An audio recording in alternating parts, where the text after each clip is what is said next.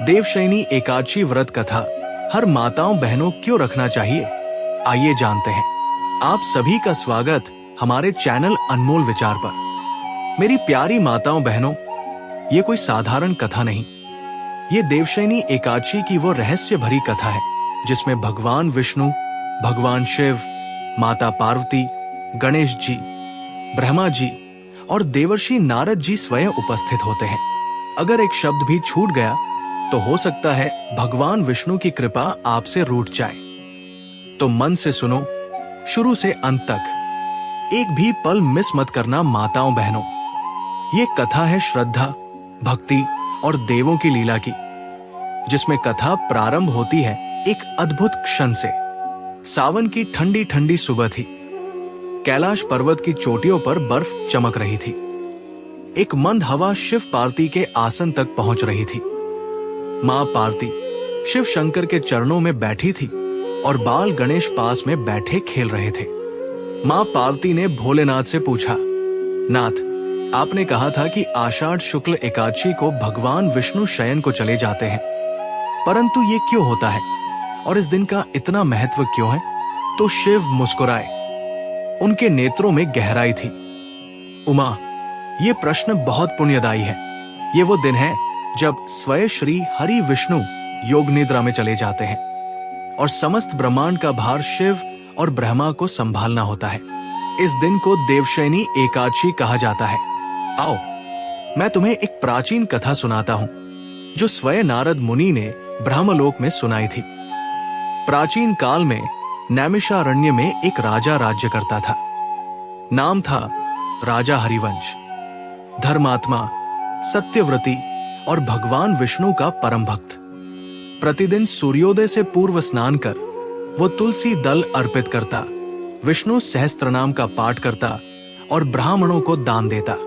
एक बार जब वर्षा ऋतु प्रारंभ हुई और आषाढ़ शुक्ल एकादशी का आगमन हुआ तो ब्रह्मा जी ने राजा को स्वप्न में दर्शन दिए। वत्स हरिवंश, ये जो एकादशी आ रही है वो अत्यंत दुर्लभ है। इस दिन व्रत रखने से स्वयं विष्णु की कृपा प्राप्त होती है।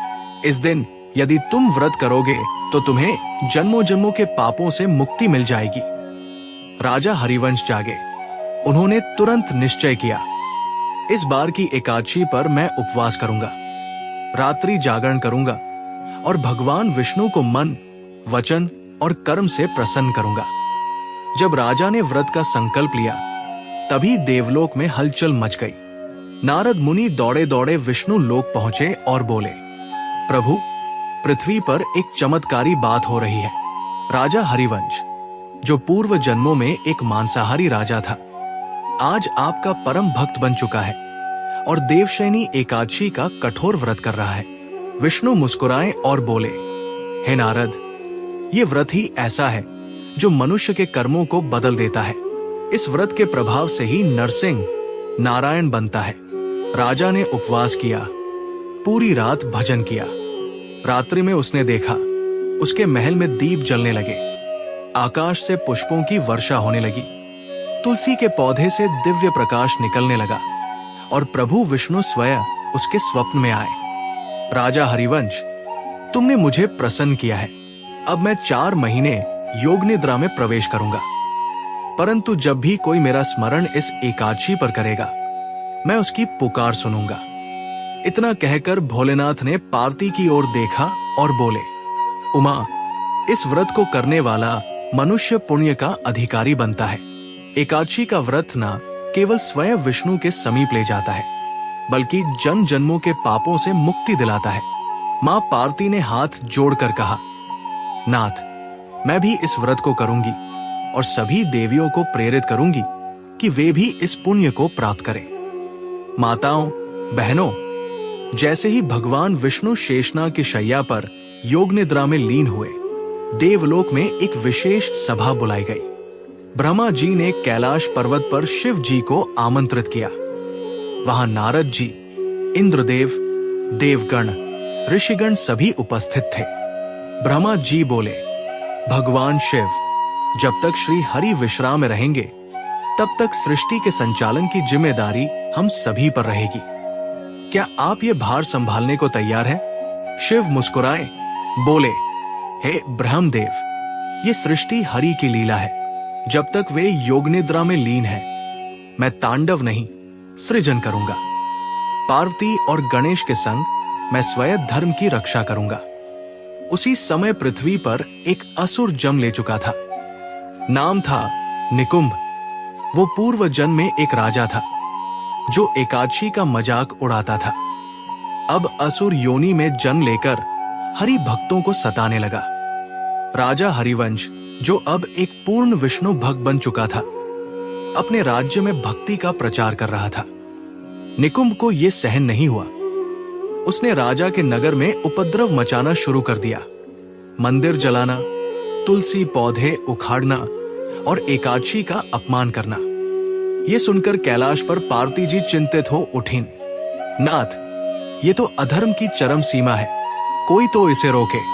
शिव ने शांत स्वर में कहा, अब समय आ गया है कि मैं स्वयं और गणेश इस अधर्मी असुर को धर्म का पाठ पढ़ाएं। शिव, मां पार्वती और गणेश जी पृथ्वी पर प्रकट हुए। नगरवासियों ने हर हर महादेव का जय घोष किया। निकुंभ ने शिव जी को ललकारा, अगर तुम सच्चे धर्म रक्षक हो तो मुझे युद्ध में हराओ। शिव और निकुंभ के बीच घोर संग्राम हुआ, लेकिन निकुंभ मायावी था। जैसे ही शिव उसे मारने को आगे बढ़े, वो अदृश्य हो गया। तब बाल गणेश मुस्कुराए। उन्होंने अपनी सूंड से एक बड़ा चक्र रच दिया, जिससे वो मायावी असुर उसमें फंस गया। गणेश बोले, देवताओं का अपमान करने वाला, एकादशी का उपहास करने वाला कभी मुक्त नहीं हो सकता। शिव ने त्रिशूल से उसका अंत किया और उस भूमि को पवित्र कर दिया। इसके बाद माता पार्वती ने उस स्थान पर एक नवतुलसी वन का निर्माण करवाया और स्वयं वहां एक हरि मंदिर की स्थापना की। उन्होंने कहा, जो भी स्त्री इस स्थान पर आकर देवशयनी एकादशी का व्रत करेगी, उसके जीवन से सभी बाधाएं समाप्त होंगी। संतान प्राप्ति, सुख, शांति और परम कृपा उसे सहज ही प्राप्त होगी। नारद मुनि वहां पहुंचे और वीणा बजाते हुए बोले, ये लीला अद्भुत है। ये कथा युगों युगों तक कही जाएगी। इस कथा को सुनने और सुनाने वाला दोनों ही भवसागर से पार होंगे। देवशयनी एकादशी के साथ ही चातुर्मास का आरंभ होता है। ये 4 महीने आषाढ़, श्रावण, भाद्रपद और अश्विन भगवान श्री हरि की निद्रा के महीने हैं। लेकिन ये समय मनुष्य के लिए साधना, व्रत और सेवा का सबसे उत्तम समय होता है। शिव जी बोले, उमा, अब जब हरि विश्राम कर रहे हैं, तब भक्तों की परीक्षा होगी। जो इन 4 महीनों में उपवास, संयम, कथा और सेवा करेगा, वो हरि की कृपा से साक्षात मिलन का अधिकारी बनेगा। माताओं, बहनों, राजा हरिवंश अब पूरे राज्य में भगवान विष्णु और शिव की महिमा का प्रचार कर रहे थे। नगर में हर गली, हर घर से हरि नाम की ध्वनि गूंज रही थी। परंतु नारद जी को जहां भक्ति है, वहां परीक्षा भी निश्चित है। नारद जी एक दिन ब्रह्मलोक से निकलकर पुनः हरिवंश के दरबार में पहुंचे। वे बोले, राजन, अब तुम्हारी अंतिम परीक्षा शेष है। तुम्हारे समक्ष 2 मार्ग है। एक मार्ग तुम्हारे राजपाट का है, दूसरा मार्ग त्याग और तपस्या का। तुम्हें तय करना होगा, तुम राजधर्म निभाओगे या हरिधर्म। राजा हरिवंश गहन विचार में डूब गए। रात्रि में उन्होंने स्वप्न में देखा, भगवान विष्णु श्री शैया पर लेटे हैं और पास ही शिव जी ध्यान में हैं। पार्वती माता तुलसी की माला गूंथ रही है। भगवान बोले, राजन, सच्चा भक्त वो नहीं जो सिर्फ आरती करे, बल्कि वह है जो अपने जीवन को सेवा में लगा दे। अब तुम्हारा जन्म उद्देश्य पूरा हुआ। तुम वैराग्य को धारण करो। सुबह होते ही राजा हरिवंश ने अपने पुत्र को राजपाट सौंप दिया और स्वयं तप के लिए हिमालय की ओर प्रस्थान कर गए।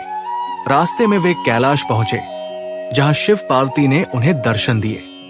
शिव बोले, वत्स, अब तुम्हारा स्थान साधारण मनुष्यों में नहीं, देवताओं के मध्य होगा। उसी क्षण राजा हरिवंश का शरीर तेजोमय हो उठा। उनके भीतर की आत्मा दिव्य रूप में परिवर्तित हो गई और वे वैकुंठ धाम को प्राप्त हुए। वैकुंठ में भगवान विष्णु योग निद्रा में थे। परंतु जब हरिवंश पहुंचे तो कमलदल से नेत्रों वाले श्री हरि ने नेत्र खोले और कहा, हरिवंश, तू अब मेरे परम धाम का वासी है। जो भक्त एकादशी का व्रत करता है वो केवल पुण्य नहीं कमाता, वो साक्षात मुझ में विलीन हो जाता है। शिव जी, ब्रह्मा जी, नारद जी और सभी देवता वहां प्रकट हुए। सबने मिलकर हरिवंश की आरती की और तुलसी माला अर्पित की। उसी समय मां पार्वती ने एक घोषणा की, जो स्त्रियां देवशयनी एकादशी का व्रत प्रेम पूर्वक करेंगी और इस कथा को श्रवण करेंगी, उन्हें अष्ट सिद्धि और नवनिधियां प्राप्त होंगी। उनके परिवार में कोई कष्ट नहीं रहेगा और अगले जन्म में वे स्वयं देवी स्वरूपा बनेंगी। मां ने एक दिव्य मंत्र भी दिया जो विशेष रूप से स्त्रियों के लिए है। नमो भगवते देवशया विष्णुवे नमः। इस मंत्र का 108 बार जप करने से मन की शुद्धि होती है। हे माताओं, बहनों, अब देवशयनी एकादशी के साथ ही 4 माह का चातुर्मास शुरू हो गया। ये काल न केवल साधना का है, बल्कि भीतर की आत्मा को निखारने का समय है। नारद मुनि अंत में बोले, हे प्रजाजनों, ये कथा युगों युगों तक चलेगी। इसे जो बहनें सुनेंगी वे भवसागर से पार उतरेंगी। एकादशी व्रत केवल उपवास नहीं, ये आत्मा का उत्सव है। मेरी प्यारी माताओं बहनों, कथा पूरी होने से पहले बस एक छोटा सा वचन दे दो। इस कथा को अपनी माताओं बहनों तक जरूर पहुंचाना। और हाँ, सब्सक्राइब करना मत भूलना, ताकि आने वाली हर कथा सबसे पहले आपके पास पहुंचे। और दिल से एक प्यारा सा कमेंट भी जरूर लिखना। बहनों, फिर मिलेंगे एक नई वीडियो के साथ। तब तक अपना ख्याल रखना। धन्यवाद।